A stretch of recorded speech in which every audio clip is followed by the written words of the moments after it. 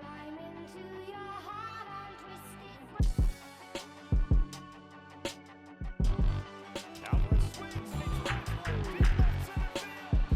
Mullins looks up, and it's out of here. Good morning, Mets family. You already know it's your boy Rasheed McDonald, and today is April 17th, 2025. And yesterday afternoon, the New York Mets took on the Minnesota Twins in the final game of a three-game set. We'll have your reactions and the recap. But first, ya tu sabe, let's get to the highlights. David Festa, 13th round pick in 2021 for the Minnesota Twins from Verona, New Jersey. So you know he was hyped to play the New York Mets. Picking it up top two, Jesse Winker goes corner, and that will be a double. Next batter, Brandon Nimmo with the base hit opposite field. Jesse Winker's looking to score, and oh my word, avoids the tag but is out eventually. Jesse Winker with a good try for Harrison Bader, man, reminding the Mets just who he is. Next inning, Byron Buxton with two runners on. Harrison Bader's out at the plate. Seems like the Mets have been making this play a lot this season, but Brett Baty makes the play here, and he's out at home. Good job on the tag by Sanger. Next batter, Ty France. He gone. Strikes out to end the inning. Top five, Francisco Lindor gets hit to load the bases, and you take another look right there in the forearm area. He'll be okay and stay in the game. Next batter, Juan Soto. It's going to hit into something I don't think I've ever seen before. An unassisted double play by the second baseman. I ain't never seen that before. 4 unassisted to end the inning.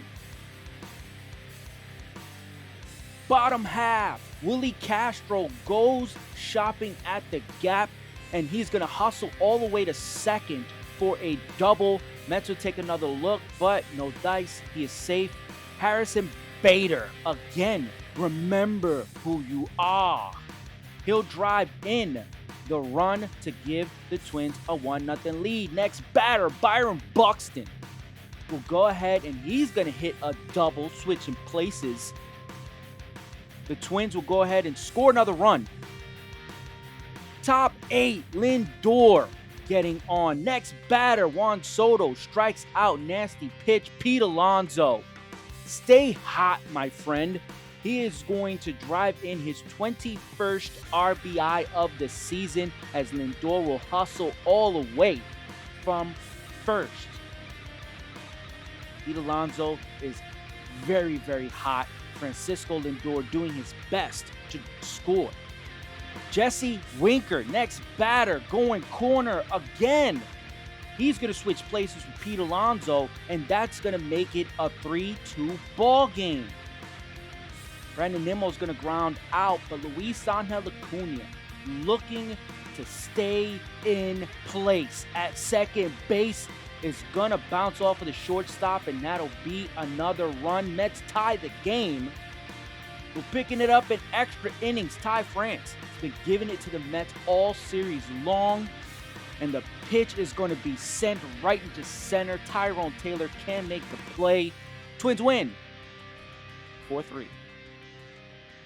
Tonight, we have Andre Pallante versus Griffin Canning for the New York Mets, and it's going to be a good matchup.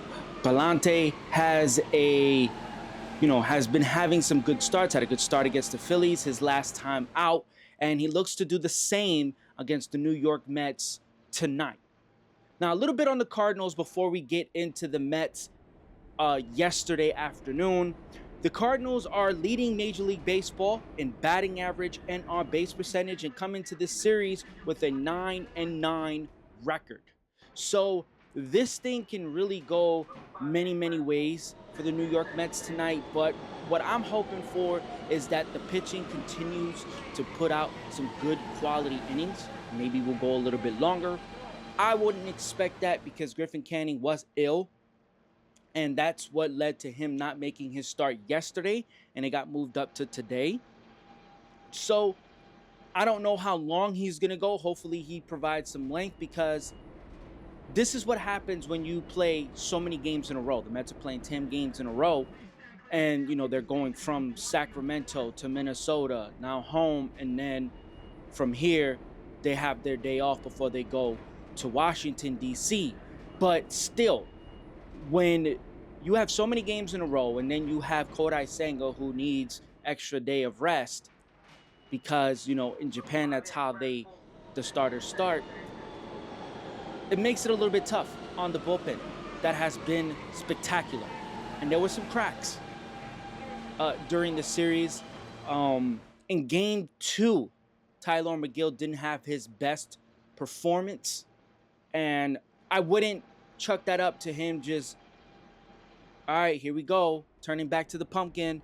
I don't think so. I wouldn't go that far into saying that Tyler McGill has turned back into a pumpkin. I want to give him the benefit of the doubt, because no matter what you say about the competition, whether they're good teams or bad teams, these are all Major League Baseball players, and the Twins showed that over these last 2 games when they had so many injuries. So many guys went down with injuries, and they showed up to play. They could have phoned it in, said, all right, you know what, let's get swept by the Mets and then move on to the next series. But no, they competed, they fought, and they earned their way, right? This is a team that blew 5 saves. They blew another one yesterday, right? So all the blown saves, all the just unfortunate stuff, and they still went out there and they played ball and they won 2 games. So big ups to Ty France, big ups to Brooks Lee, big ups to Harrison Bader, big ups to Byron Buxton, man. I mean, huge series from all of those guys, and you got to give them the benefit of the doubt, respect, and tip your cap, man. They did what they had to do to come away with the victory. Now, let's talk a little bit about the offense for the Mets in this series, because it wasn't good, right? You had some positives, but you had some negatives. And the negatives is just that thing that keeps popping its ugly head. It just keeps rearing its ugly head when it comes to the Mets. And that's hitting with runners in scoring position. And at some point, they're going to have to do something about it, because you can't let those opportunities keep passing you by. It's one of the reasons why they didn't make it to the World Series last year, and they're starting the season with the same thing. And it shouldn't be the case, right? 2 of the culprits for that is Mark Vientos and Brett Beatty. And I don't want to put it all on them, but, they are getting at bats. And when you're getting at bats, you have to perform. And in their at bats, a lot of those opportunities came with them at the plate. And innings have ended with them at the plate, which is not good. Now, yesterday, that was the case for Juan Soto, right? He had probably one of his worst games as a Met, struck out 3 times. And the times that he did put bat on ball, right? Because he had 5 at-bats, 3 of them were strikeouts, but the other 2, I mean, one of them was an unassisted double play by the second baseman, which is very, very rare. And another one was just a poorly just hit right at people. And it's just, that's tough. That's tough to answer for. And that's exactly what Brandon Nimmo's going through, because, again, I pointed it out yesterday. You saw it, right? Because we live in an age where everybody wants to look at savant bubbles and what is this looking like and how that looks like. And I pointed it out yesterday, but still, people decide to be objective when they want to, and they want to be mad at somebody. And right now they're picking Brandon Nimmo to be upset at.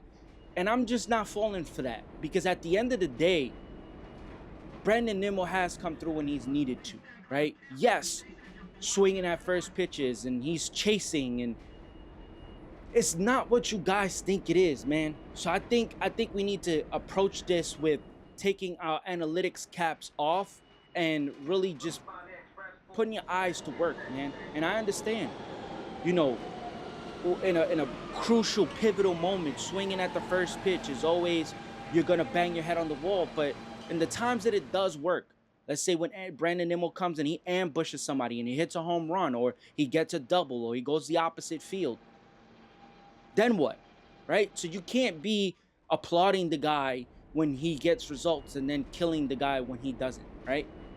At the end of the day, when you look at it, a lot of the strikeouts that we've seen is just guys just looking at pitches that they shouldn't be looking at, that they should actually be putting the bat on ball. And they're just looking for what? I don't know. And Juan Soto was a big culprit of that yesterday. And one of them in the, I think it was the 8th inning, or no, the 9th inning against Yohan Duran, where it was a nasty slide piece, really broke back foot. It was nasty. It was a nasty pitch. So I can't fault him for that. He put his best swing on that and just came up empty. But those times where they just standing there looking for I don't know what, it's very frustrating. Very, very frustrating. And right now they just look like any pitcher can toy with them. And that's not cool. It's not a good look. Optics aren't good with that. So they need to take a better approach, need to have some better at-bats, better results at the end of their at-bats, because you can't fight off pitches and have 10, 8 pitch at-bats and then come up empty. Like, that can't happen, right? On the positive note, big shout out to Juan Soto. Had 2 home runs this series. Really kind of just, hey, I still got it. I don't even know why I even have to. It's crazy, the conversation surrounding this guy. And I understand this is to be expected. When you get paid that amount of money, Met fans are going to want to hold you accountable, quote unquote, whatever that might mean. I mean, listen, we've been begging for this. And now that we got this, we want to sit here and complain. Stop. You get what I mean? Like, look, you gotta take the punches with him. So if he's getting punched in the face, guess what? I'm gonna have to get punched in my face too. We getting punched in the face together. And that's facts. Because what good does it make that I'm gonna sit here and, all right, I get it. Does that mean we can't be critical? It doesn't mean we can't be critical if something is freaking glaringly obvious. But let's not pretend that 70% of a good Juan Soto is not better than the majority of the league. And people just are forgetting just how good this guy is, man. What is the reason why we've been begging for him to be on this team? What was the reason why we said they need to make this happen? If you have to pay him 800, 900 million, you have to pay him. So why come out of your face and say, you got to pay him? This has to be the move. If not, you're not going in. You're not spending money. You're not doing what you say you're going to do. Blah, blah, blah, blah, blah. Like, that doesn't make sense. Right now, you sound like Oscar the Grouch, and you got to get over that, man. Get off your high horse. You know what I'm saying? Be a fan. But at the same time, if you're going to criticize something with substance. You want to criticize Brett Beatty, who's been playing like a bati all day long? Fine. He had 2 hits yesterday. At the end of the day, these are things that happens, right? I've been advocating for Jeff McNeil to play other positions because he can. He is the best guy on the team to play multiple positions without him being out of position. So I don't understand how hard that is for people to comprehend. What happens yesterday? News comes out. He wants to play center field. That's what I'm talking about, Jeff. That's what I mean. That's a teammate right there that says, hey, there's an opening, there's a chance, there's an opportunity for me to play every day and for these young guys to get their reps. I'm going to take that. Mad respect for Jeff McNeil on that front. I ain't even going to hold you. Mad respect for him. And if it works out, good job. Because guess what? You just earned more money. Because that's your value. That's not a negative thing to say. He can play multiple positions at a very high level. So you need to utilize that as a team. We're not going to sit here and get caught with our pants down having Brett Beatty play left field when he doesn't play left field. Or have Luis Angel Acuna play center field when maybe he's just not comfortable there. We don't know. I don't know. Maybe I'm wrong. But I like him at second base. Is he going to make a boneheaded mistake like he made yesterday trying to cover first base? I understand why he did it. Because if Byron Buxton had different ideas of going back, who was covering first? Nobody. So if Byron Buxton was going to get caught in between, somebody had to come behind. That's the reason why that happened. Now, yes, does he need to be there? Of course. Maybe the pitcher needs to go back up first base, or the catcher needs to back up first base. I don't know. But at the end of the day, that's the reason why he did that. Everything else, he's been aces when it comes to playing defensively on the field. So I truly think people need to just chill. Remember last season, because that's huge when it comes to this. Take everything with a grain of salt. If they're performing good, celebrate. If they're performing bad, criticize what needs to be criticized. But at the end of the day, don't start nitpicking at things just because you want to. And again, if you need some help, look at the numbers, right? That's what I did. I don't really like to go to Savant to really look at numbers a lot. Because again, I like, I go with what my eyes can see. That's really just how it always been, in the past. And now we just rely on a sheet of paper to tell you how good someone's performing. So when I went and I did that performance, I went and I searched for stuff that I could actually see on the field. And I found that with Brandon Nimmo. So people need to really look into that. And if you need help finding that video, go ahead, find that video. It was yesterday. Look it up, man. I pointed out to you. That's all I need to say on that front, man. We gonna be fine. I'm not worried about Nimmo. I'm not worried about Lindor. I'm not worried about Alonso. I'm not worried about Soto. Am I starting to get a little concerned with Mark Vientos? Maybe a little bit, right? I don't want this moment to get to his head. Brett Beatty, yes. I don't want this to get to his head. Acuna, I'm not worried about him. This kid is a gamer. He's a gamer. Feel me? And we got reinforcements on the way. Now, the one part that everybody was worried about isn't, performing horrible. You get what I mean? Like, we all expected, what is this pitching gonna look like? What is this bullpen gonna look like? And now it's at the top of the league, and now we're not worried about that, right? That's not even in our minds no more. Now we're just, when is Juan Soto gonna have his Mets moment? When is this gonna have this? When is that gonna have that? Let it happen. Let it happen organically. And I'm not trying to fight the fans here. I'm a fan myself. But at the end of the day, facts are facts. And the facts is, y'all need to RELAX. Relax. Tonight we got the Mets and the Cardinals. Palante versus Canning. Let's hope for a win here. Let's start the series off strong before we welcome in the Philadelphia Phillies. You already know the vibes, man. It's Good Morning Mets.